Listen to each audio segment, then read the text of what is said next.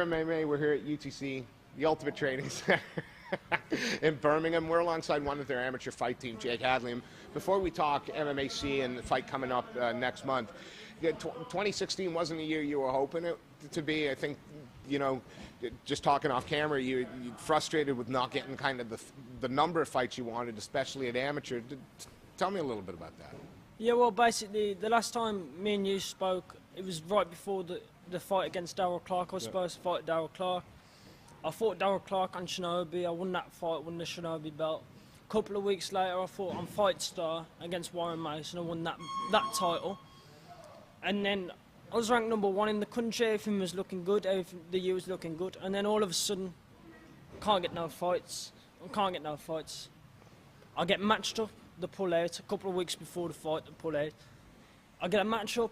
They just keep pulling out. And then a couple of fights I had, and I'm fighting because I fight the top guys every fight.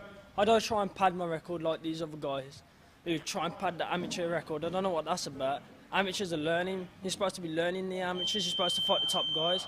But all these guys want to do is pad the record.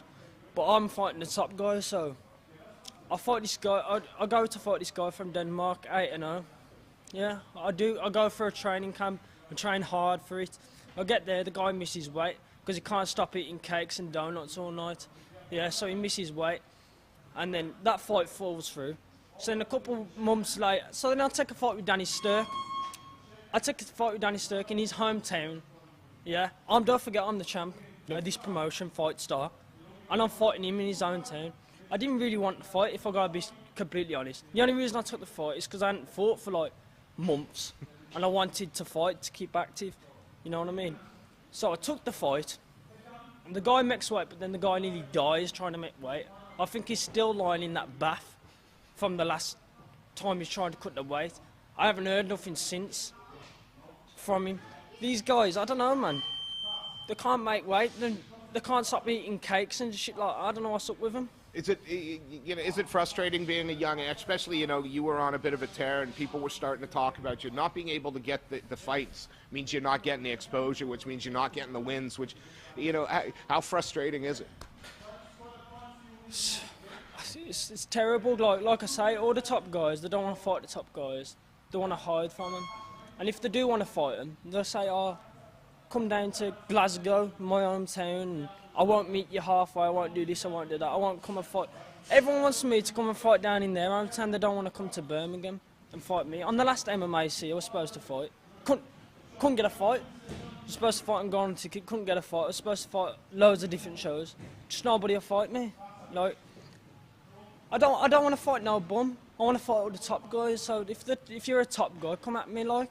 And that's why I took the fight with Liam Gittins. And I took a fight with Liam Gittins because I was ranked #1 in the country. But what happened was, because I hadn't fought for a long time, I lost my #1 ranking. And Liam Gittins was #1 and I was #2.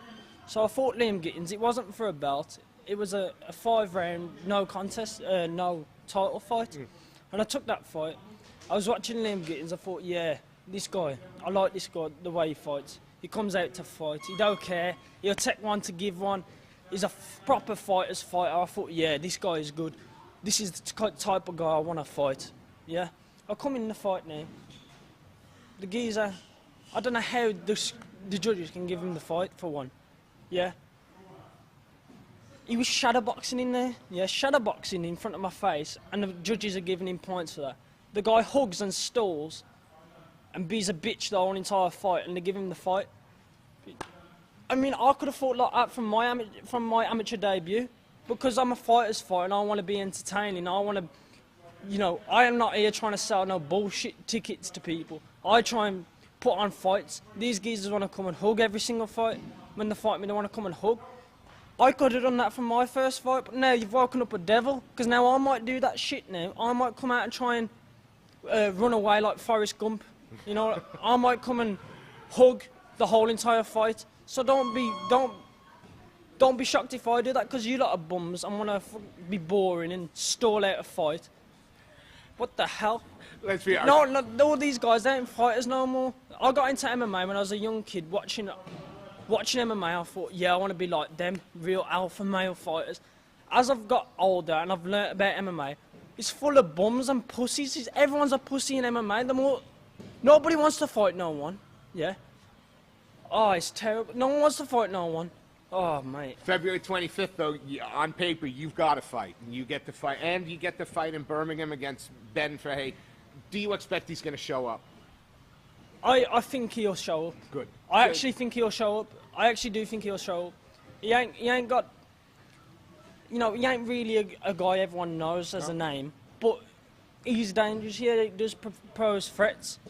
And I think he's got nothing to lose from this fight, so he's going to come in there. He's supposed to be a striker, like I say, but I won't be surprised if he runs the whole entire fight, or if he tries to hug me the whole entire fight.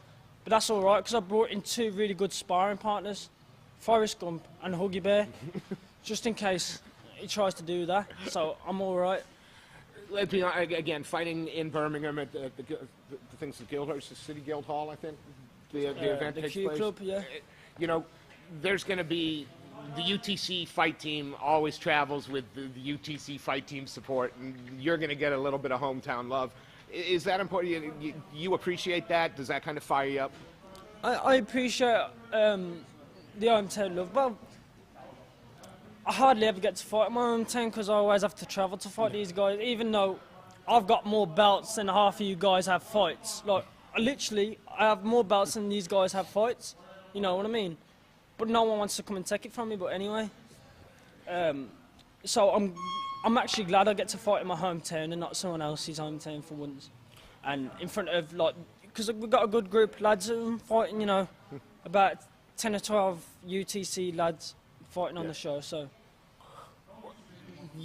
this fight goes the way that you expect it to, and you know you put in the performance you expect. It's a question I've asked you a couple of times, usually tongue in cheek, but seeing as you're not getting the competition that you'd want or the type of fights you'd want, certainly in the UK's amateur scene, does that mean that there might be a quicker move to pro than you had first kind of thought?